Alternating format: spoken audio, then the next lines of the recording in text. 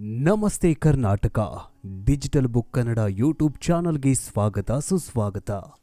ಹಿಂದೂ ಪುರಾಣ ಗ್ರಂಥಗಳಲ್ಲಿ ಯಾರೂ ನಂಬಲಾಗದಂತಹ ಘಟನೆಗಳ ಬಗ್ಗೆ ಉಲ್ಲೇಖ ಮಾಡಲಾಗಿದೆ. ಅವುಗಳನ್ನ ಕೇಳಿದ ನಂತರ ಅವು ಕೇವಲ ಮೈಥಾಲಜಿಗಳಲ್ಲಿ ಕಾಲ್ಪನಿಕ ಕಟ್ಟುಕಥೆಗಳು ಅಂತ ನಮಗೆ ಅನ್ಸುತ್ತೆ. ಆದ್ರೆ ನಾವಿವತ್ತು ಪುರಾಣಗಳಲ್ಲಿ ಕಥೆಗಳೆಲ್ಲವೂ ಕಾಲ್ಪನಿಕ ಕಥೆಗಳಲ್ಲ, ಬದಲಿಗೆ ಅವು ನಿಜ ಅಂತ ಹೇಳಿದ್ರೆ ನೀವು ನಂಬಲೇಬೇಕು. ಅಂತಹ ವಿಷಯವನ್ನ ನಾವಿವತ್ತು ತೆಗೆದುಕೊಂಡು ಬಂದಿದ್ದೀವಿ. ಉಡುಪಿಯ ತೀರದಲ್ಲಿ ಕೃಷ್ಣನ ಮೂರ್ತಿ ತೇಲಿ ಬಂದಿದ್ದು ಹೇಗೆ? ಉಡುಪಿಗೂ ಶ್ರೀಕೃಷ್ಣನಿಗೂ ಏನು ಸಂಬಂಧ? ಮಹಾಭಾರತದಲ್ಲಿ ಏನೆಲ್ಲ ಆಯಿತು? ಅಲ್ಲಿ ಸಿಕ್ಕ ಅಸ್ಥಿಪಂಜರಗಳು ಯಾರದ್ದು? ನೀರಿನಾಳದಲ್ಲಿ ಮುಳುಗಿರುವಂತಹ ದ್ವಾರಕಾ ನಗರ ಈಗ ಹೇಗಿದೆ? ಅದರಲ್ಲಿ ಸಿಕ್ಕ ಆ ದೊಡ್ಡ ಅಸ್ಥಿಪಂಜರ ಕೃಷ್ಣನದ್ದೇ. ಪುರಿ ಜಗನ್ನಾಥ ದೇವಾಲಯದಲ್ಲಿ ಇಂದಿಗೂ ಕೂಡ ಶ್ರೀಕೃಷ್ಣನ ಜೀವಂತ ಹೃದಯ ಇದೆ ಅನ್ನೋದಕ್ಕೆ ಪುರಾವೆ ಸಿಕ್ಕಿದೆ. ಜೊತೆಗೆ ಉಡುಪಿ ಕೃಷ್ಣ ಮಠದಲ್ಲಿ ಶ್ರೀಕೃಷ್ಣ ಜನ್ಮಾಷ್ಟಮಿಯ ದಿನ ಗೆಜ್ಜೆನಾದ ಕೇಳಿ ಬಂದಿದೆ. ಶ್ರೀಕೃಷ್ಣನಿಗೂ ಮತ್ತು ಉಡುಪಿ ಮಠಕ್ಕೂ ಏನು ಸಂಬಂಧ? ಉಡುಪಿಯ ತೀರದಲ್ಲಿ ಕೃಷ್ಣನ ಮೂರ್ತಿ ಬಂದು ಕೃಷ್ಣ ಜನ್ಮಾಷ್ಟಮಿಯ ಮುನ್ನ ದಿನ ರಾತ್ರಿ ಗೆಜ್ಜೆನಾದ ಕೇಳಿಬರೋದಾದ್ರೂ ಯಾಕೆ? ಈ ಎಲ್ಲ ಪ್ರಶ್ನೆಗಳಿಗೆ ಇವತ್ತಿನ ಈ ವಿಡಿಯೋದಲ್ಲಿ ಸಂಪೂರ್ಣವಾಗಿ ಮಾಹಿತಿಯನ್ನ ಕೊಡ್ತೀವಿ. ಶ್ರೀಕೃಷ್ಣ ಜನ್ಮಾಷ್ಟಮಿಯ ಬಗ್ಗೆ ಮತ್ತು ಶ್ರೀಕೃಷ್ಣನ ಬಗ್ಗೆ ನಿಮಗೇನನ್ಸುತ್ತೆ ಕಮೆಂಟ್ ಮೂಲಕ ತಿಳಿಸಿ. ಬನ್ನಿ ವಿಡಿಯೋವನ್ನ ಸಂಪೂರ್ಣವಾಗಿ ತಿಳಿದುಕೊಳ್ಳೋಣ. ನೀವೇನಾದ್ರೂ ಶ್ರೀಕೃಷ್ಣನ ಭಕ್ತರಾಗಿದ್ರೆ ಜೈ ಶ್ರೀಕೃಷ್ಣ ಅಂತ ಕಮೆಂಟ್ ಮಾಡಿ. ಮಹಾಭಾರತ ಇದು ಕಟ್ಟುಕತೆ, ಕಾಲ್ಪನಿಕ ಕತೆ ಅಂತ ಅನ್ನೋದಾದ್ರೆ ಹೌದಾ? ಮಹಾಭಾರತ ಕಟ್ಟುಕತೆನ? ಕಮೆಂಟ್ ಮೂಲಕ ತಿಳಿಸಿ. ಬನ್ನಿ ವಿಡಿಯೋವನ್ನ ಶುರು ಮಾಡೋಣ. ಮೊದಲಿಗೆ ಕಣ್ಮರೆಯಾಗಿರುವಂತಹ ದ್ವಾರಕಾ ನಗರದ ಬಗ್ಗೆ ತಿಳಿದುಕೊಳ್ಳೋಣ. ಧಾರ್ಮಿಕ ಭಾವನೆಗಳಿಂದ ವ್ಯಾಮೋಹ ಹೊಂದಿ ಮನುಷ್ಯರು ಮಹಾಭಾರತ ಮತ್ತು ರಾಮಾಯಣವನ್ನ ನಡೆದಿರುವ ಘಟನೆಗಳು ವಾಸ್ತವವಾಗಿ ಬಹಳಷ್ಟು ಜನ ನಂಬಿ ಅವುಗಳಲ್ಲಿ ಹೇಳಿರುವ ಕೆಲವು ಆಚಾರಗಳನ್ನ ಇಂದಿಗೂ ಕೂಡ ಆಚರಿಸಿಕೊಂಡು ಬಂದಿದ್ದಾರೆ. ಮನುಷ್ಯರ ವಿಶೇಷವಾದ ನಂಬಿಕೆಯಿಂದ ಶಾಸ್ತ್ರಜ್ಞರು ಕೂಡ ಈ ಪೌರಾಣಿಕ ಕಥೆಗಳ ಕಡೆಗೆ ತಮ್ಮ ದೃಷ್ಟಿಯನ್ನ ಇಡ್ತಾ ಇದ್ದಾರೆ. ಹಾಗೆ ಅವರು ಹೇಳಿದಂತಹ ಕೆಲವೊಂದಿಷ್ಟು ಪುರಾಣಗಳ ಕಥೆಗಳು ಈಗ ಸಿಗ್ತಾ ಇರುವಂತಹ ಸಾಕ್ಷಿಗಳಿಗೆ ಪುರಾವೆಗಳು ಇದು ಕಾಲ್ಪನಿಕ ಕಥೆ ಅಂತ ಹೇಳೋದಕ್ಕಾಗಲ್ಲ. ಅದರಲ್ಲಿ ದ್ವಾರಕಾ ನಗರವೂ ಕೂಡ ಒಂದಾಗಿದೆ. ದ್ವಾರಕಾ ನಗರವನ್ನ ಸಾಕ್ಷಾತ್ ಶ್ರೀಕೃಷ್ಣನೇ ನಿರ್ಮಿಸಿದ್ದಾನೆ ಅಂತ ಹೇಳಲಾಗತ್ತೆ. ಮಹಾಭಾರತ ಕಾಲಕ್ಕೆ ಸಂಬಂಧಿಸಿದ ಈ ನಗರವನ್ನ ನಾವು ಕೇವಲ ಕಾಲ್ಪನಿಕ ಮಾತ್ರ ಅಂತ ನೋಡಬಲ್ಲೆವು. ಒಂದು ವೇಳೆ ವಾಸ್ತವದಲ್ಲಿ ಅದು ಕಂಡು ಬಂದ್ರೆ ಅದನ್ನ ನೋಡೋದಕ್ಕೆ ತುಂಬಾ ಥ್ರಿಲ್ಲಿಂಗ್ ಆಗಿರುತ್ತೆ. ಅವಶೇಷಗಳು ಸಿಕ್ಕಾಗ ಅದು ಪುರಾಣಗಳಲ್ಲಿ ನಿಜವಾಗಲೂ ಕೂಡ ನಡೆದಿದೆ ಅಂತ ನಿರೂಪಿಸಲು ಸಾಧ್ಯವಾಗತ್ತೆ. ಚರಿತ್ರೆಕಾರರ ಪ್ರಕಾರ ದ್ವಾರಕಾ ನಗರ ಸರಿಸುಮಾರು 9,000 ವರ್ಷಗಳಷ್ಟು ಪುರಾತನವಾದದ್ದು.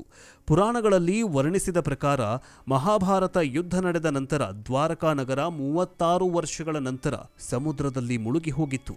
ಇಡೀ ದ್ವಾರಕಾ ಮುಳುಗೋದಕ್ಕೆ ಮುಖ್ಯ ಕಾರಣ ಗಾಂಧಾರಿ ಶ್ರೀಕೃಷ್ಣನಿಗೆ ಕೊಟ್ಟ ಶಾಪ.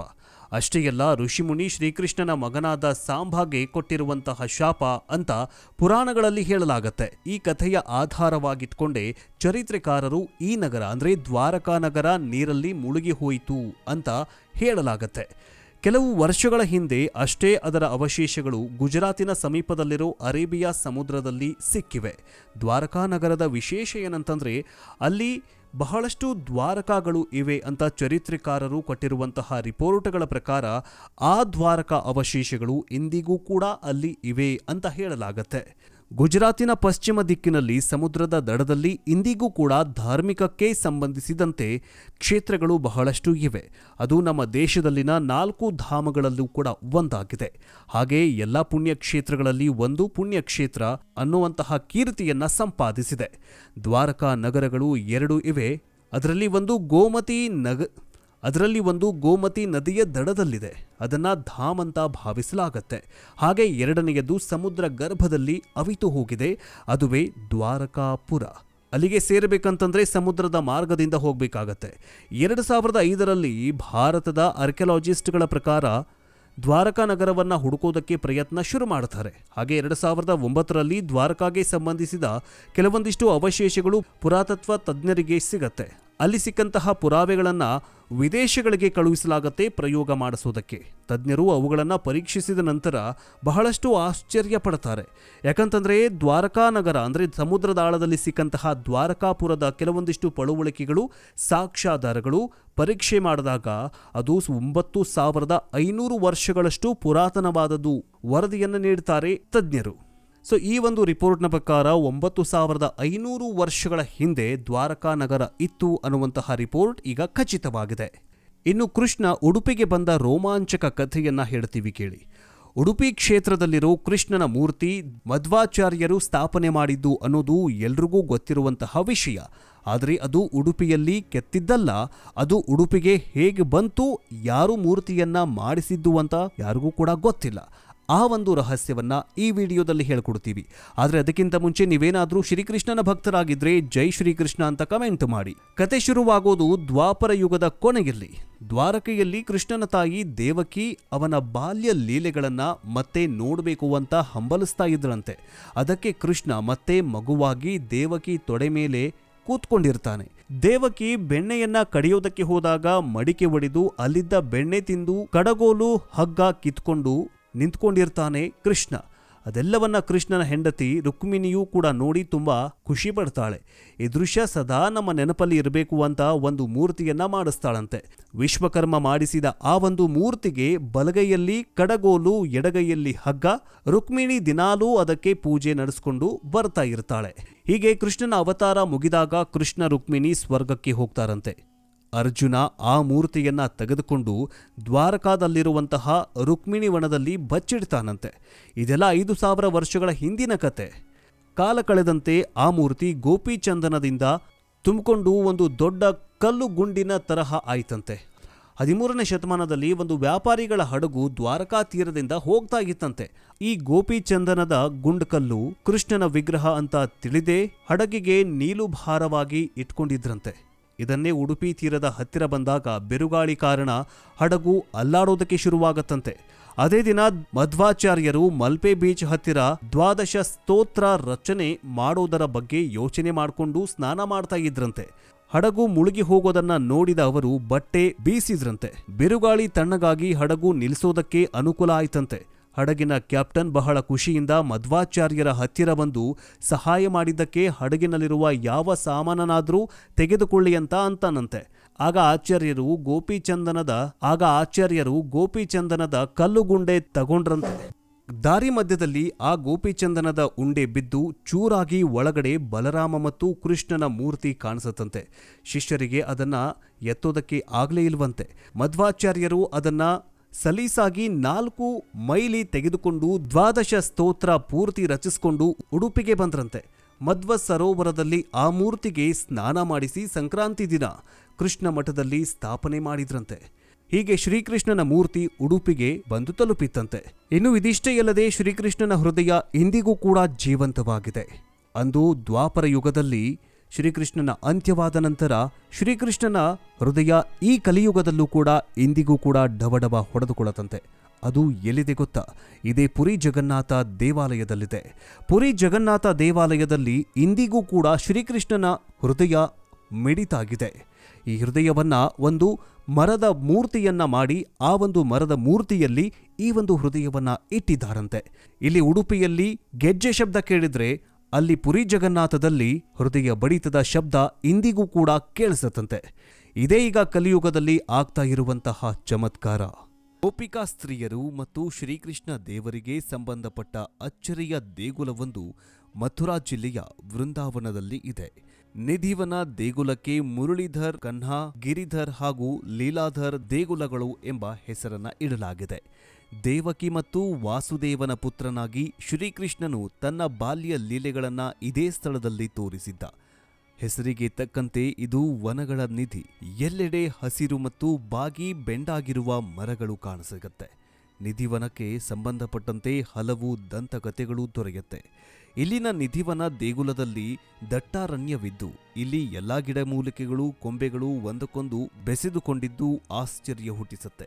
ಇಲ್ಲಿ ಪ್ರತಿ ರಾತ್ರಿ ಶ್ರೀಕೃಷ್ಣನು ಬಂದು ಇಲ್ಲಿನ ಮರಗಳ ರೂಪದಲ್ಲಿರುವ ಗೋಪಿಕಾ ಸ್ತ್ರೀಯರ ಜೊತೆ ರಾಸಲೀಲೆ ಆಡಿ ಹೋಗ್ತಾನೆ ಅಂತ ಜನರು ನಂಬಿದ್ದಾರೆ. ಎಲ್ಲಾದ್ರೂ ರಾತ್ರಿ ಇವರ ರಾಸಲೀಲೆ ಯಾರ ಕಣ್ಣಿಗಾದ್ರೂ ಬಿದ್ರೆ ನೋಡಿದ ವ್ಯಕ್ತಿ ಕಿವುಡ ಅಥವಾ ಮೂಗರಾಗ್ತಾರೆ ಅಂತ ಸ್ಥಳೀಯರು ಭಯಪಡ್ತಾರೆ. ದೇವಾಲಯದ ರಂಗಮಹಲಿನಲ್ಲಿ ಅರ್ಚಕರು ಟೂತ್ ಬ್ರಷ್, ಸೀರೆ, ಬಳೆಗಳು, ನೀರು, ಸಿಹಿ ತಿಂಡಿ ಮತ್ತು ವೀಳ್ಯದ ಎಲೆಗಳನ್ನ ಪ್ರತಿದಿನ ಇಡ್ತಾರೆ. ಪ್ರತಿದಿನ ರಾಸಲೀಲೆ ಮುಗಿಸಿ ದೇವರು ವಿಶ್ರಾಂತಿ ತೆಗೆದುಕೊಳ್ಳಲು ಈ ವ್ಯವಸ್ಥೆಯನ್ನ ಮಾಡಲಾಗುತ್ತೆ. ದೇವಾಲಯದೊಳಗೆ ಶ್ರೀಕೃಷ್ಣ ಮತ್ತು ರಾಧೆಯ ಮೂರ್ತಿಯನ್ನ ಅಂದವಾಗಿ ಅಲಂಕರಿಸಿರುವುದು ಕಂಡುಬರುತ್ತೆ. ಸಂಜೆ ಆರತಿ ಮುಗಿದ ಬಳಿಕ ದೇವಾಲಯದ ಮುಂಭಾಗದ ಬಾಗಿಲು ಹಾಕಲಾಗುತ್ತೆ. ಇದನ್ನ ತೆರೆಯುವುದು ಮರುದಿನ ಬೆಳಗ್ಗೆಗೆ. ರಾಸಲೀಲೆ ನೋಡಲು ದೇಗುಲದ ಸುತ್ತ ಬರುವ ಧೈರ್ಯ ಯಾರೂ ಕೂಡ ಮಾಡುವಂತಿಲ್ಲ. ರಾತ್ರಿ ಹೊತ್ತು ಗೆಜ್ಜೆ ಸದ್ದು ಕೇಳಿಸತ್ತೆ ಅಂತ ಸ್ಥಳೀಯರು ಹೇಳ್ತಾರೆ. ಇದರಲ್ಲಿ ಶ್ರೀಕೃಷ್ಣ ಪ್ರತಿ ರಾತ್ರಿ ಸ್ವತಃ ಮಲಗಲು ದೇವಸ್ಥಾನಕ್ಕೆ ಬರ್ತಾನೆ ಎನ್ನುವ ನಂಬಿಕೆಯಿದೆ. ಅವರಿಗಾಗಿ ಮಲಗಲು ದೇವಾಲಯದ ಅರ್ಚಕರು ಪ್ರತಿದಿನ ಹಾಸಿಗೆಯನ್ನ ಹಾಕ್ತಾರೆ ಮತ್ತು ಅದರ ಮೇಲೆ ಶುಭ್ರವಾದ ಬಟ್ಟೆ ಮತ್ತು ಹಾಳೆಯನ್ನ ಹಾಸ್ತಾರೆ. ಆದರೆ ದೇವಸ್ಥಾನ ತೆರೆದಾಗ ಆ ಹಾಸಿಗೆ ಯಾರೋ ಮಲಗಿದಂತೆ ಇರುತ್ತೆ. ಇಲ್ಲಿನ ದೇವಾಲಯಗಳ ಸುತ್ತ ಇರುವ ಮರಗಳ ಆಕಾರದ ಕುರಿತು ಕೆಲವೊಂದಿಷ್ಟು ಅಚ್ಚರಿಯ ಸಂಗತಿಗಳು ಇವೆ. ಇಲ್ಲಿರುವುದೆಲ್ಲವೂ ಕುಬ್ಜ ಮರಗಳಾಗಿದ್ದು ಒಂದೊಂದು ಮರಗಳು ತಮ್ಮ ಕಾಂಡಗಳ ಮೂಲಕ ಒಂದೊಂದು ಹೆಣೆದಂತೆ ಬೆಸೆದುಕೊಂಡಿವೆ. ಇಲ್ಲಿ ಮರಗಳು ಒಂದೇ ರೀತಿ ಗಾತ್ರ ಮತ್ತು ಎತ್ತರ ಹೊಂದಿವೆ. ಇದರ ರಹಸ್ಯ ತಿಳಿಯಲು ಸಾಕಷ್ಟು ವಿಜ್ಞಾನಿಗಳು ಬಂದು ಬರಿಗೈಯಲ್ಲಿ ವಾಪಸ್ಸಾಗಿದ್ದಾರೆ. ತುಳಸಿಯನ್ನ ವೃಂದ ಅಂತ ಕರೆಯಲಾಗತ್ತೆ. ವೃಂದಾದಲ್ಲಿ ತುಳಸಿ ಗಿಡಗಳು ಹೆಚ್ಚು ಇರೋದ್ರಿಂದ ಇದಕ್ಕೆ ವೃಂದಾವನ ಅಂತ ಹೆಸರು ಬಂತು. ಅಂದ್ರೆ ವೃಂದ ಅಂದ್ರೆ ತುಳಸಿ ವನ. ಇಲ್ಲಿ 2 ತುಳಸಿ ಗಿಡಗಳನ್ನು ಒಟ್ಟಿಗೆ ನೆಡಲಾಗುತ್ತದೆ ಅಂತ ಹೇಳಲಾಗತ್ತೆ. ರಾತ್ರಿ ಸಮಯದಲ್ಲಿ ರಾಧಾ ಮತ್ತು ಕೃಷ್ಣ ರಾಸಲೀಲೆಯನ್ನ ರಚಿಸಿದಾಗ ಈ ತುಳಸಿ ಸಸ್ಯಗಳು ಅವರೊಂದಿಗೆ ಗೋಪಿಕೆಯರಂತೆ ನೃತ್ಯ ಮಾಡಿದ್ವು. ಇಲ್ಲಿಂದ ಯಾರೂ ಕೂಡ ತುಳಸಿ ಒಂದು ಎಲೆಯನ್ನು ಕೂಡ ತೆಗೆದುಕೊಂಡು ಹೋಗುವಂತಿಲ್ಲ.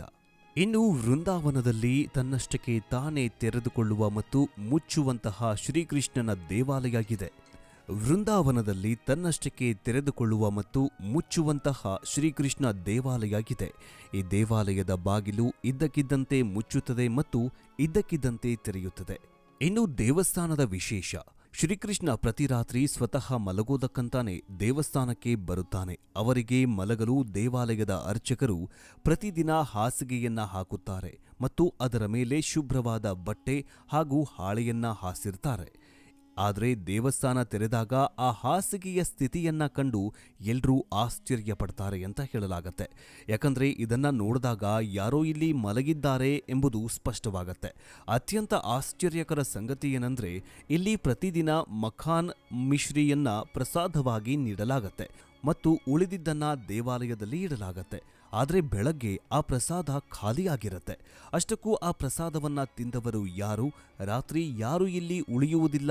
ಆದರೂ ಕೂಡ ಪ್ರಸಾದ ಎಲ್ಲಿಗೆ ಹೋಯಿತು ಎಂಬುದು ಅಲ್ಲಿನ ದೊಡ್ಡ ವಿಚಿತ್ರ. ಸ್ಥಳೀಯರ ಪ್ರಕಾರ ಇದು ಹಲವಾರು ವರ್ಷಗಳಿಂದ ನಡೆದುಕೊಂಡು ಬಂದಿದೆ. ಕೆಲವರು ಇದನ್ನ ಮೂಢನಂಬಿಕೆ, ಇನ್ನು ಕೆಲವರು ಶ್ರೀಕೃಷ್ಣನ ಪವಾಡ ಅಂತ ಪರಿಗಣಿಸಿದ್ದಾರೆ. ಇನ್ನು ಇಲ್ಲಿನ ಬಹುತೇಕ ಮನೆಗಳಲ್ಲಿ ಕಿಟಕಿಗಳು ಇಲ್ಲ ಮತ್ತು ಇರುವವರು ಸಂಜೆಯ ಆರತಿಯ ನಂತರ ಎಲ್ಲಾ ಮನೆಗಳ ಕಿಟಕಿಗಳನ್ನ ಮುಚ್ಚಿರ್ತಾರೆ. ಯಾರೂ ಈ ದೇವಸ್ಥಾನದ ಕಡೆಗೆ ನೋಡಬಾರದು ಎನ್ನುವ ಕಾರಣದಿಂದ ಇದನ್ನ ಮಾಡಲಾಗಿದೆ. ಒಂದು ವೇಳೆ ಯಾರಾದರೂ ಈ ಕೆಲಸವನ್ನ ಮಾಡಿದ್ದೆಯಾದ್ರೆ ಅವರು ಕುರುಡರಾಗ್ತಾರೆ ಅನ್ನುವಂತಹ ಭಯ ಈ ಜನರನ್ನ ಕಾಡುತ್ತೆ. ಅದಕ್ಕೋಸ್ಕರ ಇಲ್ಲಿನ ಮನೆಗಳಿಗೆ ಯಾರೂ ಕೂಡ ಕಿಟಕಿಗಳನ್ನ ಹಾಕಿಲ್ಲ. ಇದು ಕಲಿಯುಗದಲ್ಲೂ ಕೂಡ ಶ್ರೀಕೃಷ್ಣನ ಪವಾಡ ನಡೀತಾನೇ ಇದೆ. ಇದು ಉತ್ತರ ಪ್ರದೇಶ ರಾಜ್ಯದಲ್ಲಿ ಇದೆ. ನೀವು ವೃಂದಾವನಕ್ಕೆ ಹೋಗಿ ಬರಬಹುದು. ಮುಂದಿನ ವಿಡಿಯೋದಲ್ಲಿ ಇಂತಹ ಮತ್ತಷ್ಟು ಅಪ್ಡೇಟ್ಸ್ನೊಂದಿಗೆ ಡಿಜಿಟಲ್ ಬುಕ್ ಕನ್ನಡದಲ್ಲಿ ಸಿಗೋಣ. ಜೊತೆಗೆ ನೀವೇನಾದರೂ ಶ್ರೀಕೃಷ್ಣನ ಭಕ್ತರಾಗಿದ್ರೆ ಜೈ ಶ್ರೀಕೃಷ್ಣ, ಓಂ ನಮಃ ಶಿವಾಯ, ಜೊತೆಗೆ ಜೈ ಶ್ರೀರಾಮ್ ಎಂದು ಕಮೆಂಟ್ ಮಾಡಿ. ಅಂಡ್ ನಿಮ್ಮೂರಲ್ಲೂ ಕೂಡ ಇಂತಹ ಪವಾಡ ಸೃಷ್ಟಿ ಮಾಡ್ತಾ ಇರುವ ದೇವಸ್ಥಾನಗಳು ಇದ್ರೆ ಕಮೆಂಟ್ ಮೂಲಕ ತಿಳಿಸಿ. ಮುಂದಿನ ವಿಡಿಯೋದಲ್ಲಿ ಮತ್ತೆ ಸಿಗೋಣ. ಜೈ ಹಿಂದ್, ಜೈ ಕರ್ನಾಟಕ. ಎಲ್ಲರಿಗೂ ಶರಣು ಶರಣಾರ್ಥಿ.